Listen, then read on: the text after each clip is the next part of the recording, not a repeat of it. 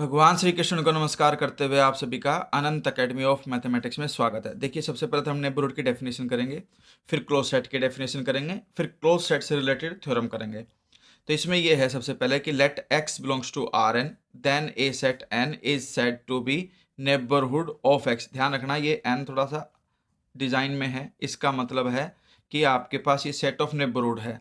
ठीक है, B neighbourhood of X if there exist an open N ball B X such that कि भाई X belong करे B X से और सबसेट आ जाए इससे। ठीक है, ये ईटा टाइप का एक साइन ले लिया हमने।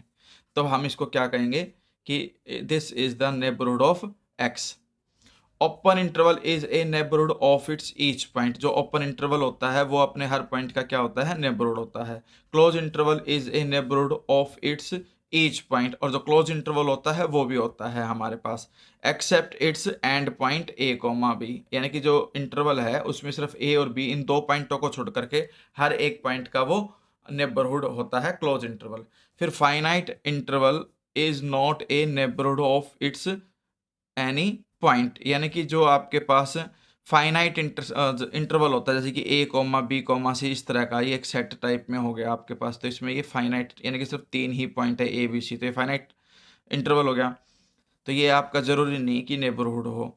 फिर हमारे पास आता है close set. A set as subset of R N is set to be closed if its complement is open. कि अगर मान लो कोई भी क्लोज सेट है और उसका हम कॉम्प्लीमेंट ले और कॉम्प्लीमेंट प्रूफ हो जाता है कि वो ओपन है, तब हम कहेंगे कि जो सेट हम लेकर के चले थे वो क्लोज सेट है।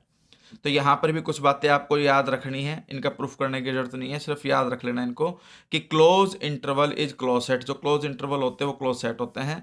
फिर Cartesian product of an one dimensional close interval is also a close set. Non empty finite set is close set. तो जो नॉन एम्प्टी फाइनाइट सेट होता है वो भी क्लोज सेट होता है। Phi and R also close set. ध्यान रखना, फाई और आर ये दो ऐसे सेट हैं जो ओपन भी होंगे और क्लोज्ड भी होंगे। अब हमारे पास थ्योरम आती है, finite union of close set is closed, या union of finite collection of close set is close, इस तरह से आ सकती है। तो प्रूफ में क्या लेंगे हम, let A one A two A n B n close set, ये सारे के सारे क्लोज सेट है। So by definition of close sets complement of each, यानी कि A one complement A two complement and so on करके A n complement B n open set. तो ये सारे के सारे एन ओपन सेट हो जाएंगे। अब आपको पता है कि अगर finite number of open set हो तो finite intersection of open set is open. तो इसलिए जो हमने थ्योरम की थी ओपन सेट वाली, उस कंडीशन के अकॉर्डिंग ए आई का जो कॉम्प्लीमेंट लिया और उसकी finite intersection I equal to 1 लिया, वो भी क्या होगा, अपने आप में ओपन होगा। ओपन होने की वजह से ये किसके इक्वल होगा, union I is equal to 1 to n A i. यानी कि डी मॉर्गन्स लॉ में क्या होता है कि आपके पास यहाँ पर कॉम्प्लीमेंट का इंटरसेक्शन है, तो जब मैं लेकर के चलूंगा कि भाई ए आई की यूनियन का, तो यहाँ पर क्या हो जाएगा, होल का कॉम्प्लीमेंट हो जाएगा। ठीक है, होल का कॉम्प्लीमेंट हो जाएगा।